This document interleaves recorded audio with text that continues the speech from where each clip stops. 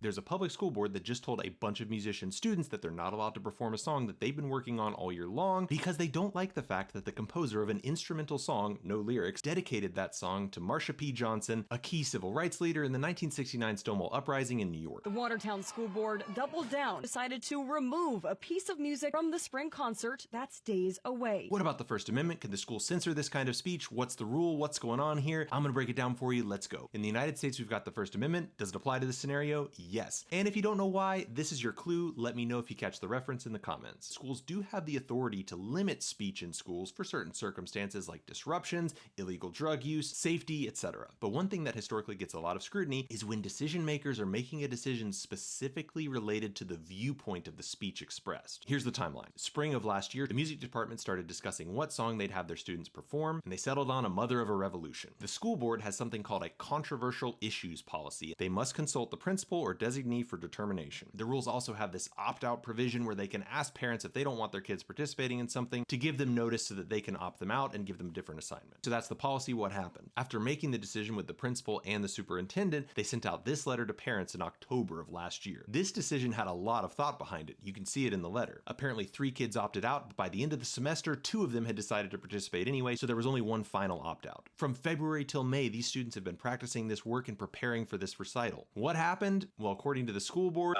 over the weekend, we started receiving messages and communications from people in the district who were concerned about a song that's going to be played at the concert on May 18th. The school board suddenly decided they needed to vote on this, and on May 13th, they decided to ban the song. This is a perfect example of what everyone sitting at this table ran on, which was ending indoctrination in the classrooms and ending radical curriculum.